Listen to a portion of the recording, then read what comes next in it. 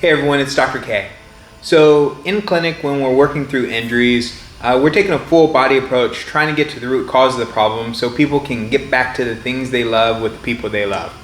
Now, what we're looking at is all the factors that lead up to that injury, but we're also trying to make them harder down the road so that they don't run the risk of having the same injury again.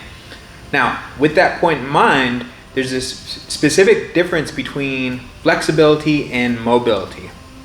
And so flexibility has to do with your passive range of motion.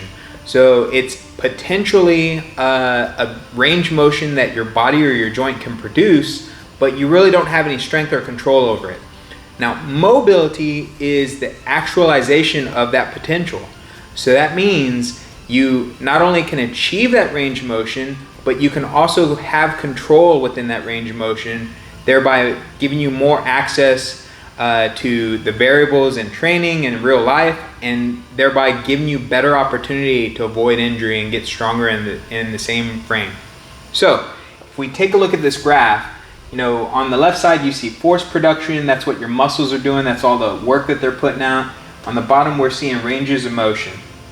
And so the ranges of motion, really we're just talking about either range of motion for a joint, or we're talking about whether or not your muscle is shortening or lengthening.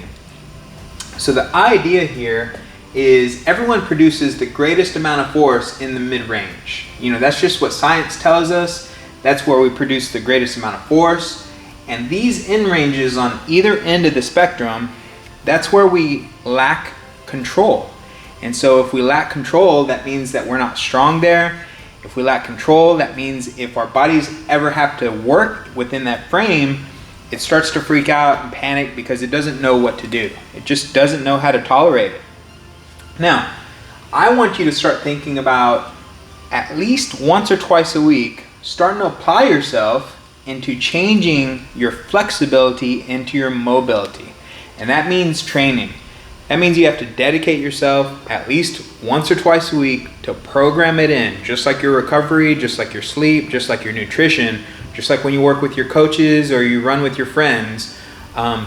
This is something that you have to fundamentally start thinking about to make you not only less susceptible to injury, but also stronger in the things that you actually love doing. Because with time, you can train your body to basically start to access that extra range of motion. And we can kind of gather almost up to 10-15 degrees either direction and basically make it ours to own. Then all of a sudden you have that graph that is your actualized potential, and that way the next time that you train, if your body kind of starts to get into one of these outside zones, it doesn't just panic, it doesn't freak out. It knows that, hey, I've been here before, I know what's going on here, I've seen this before, I know how to work in this range.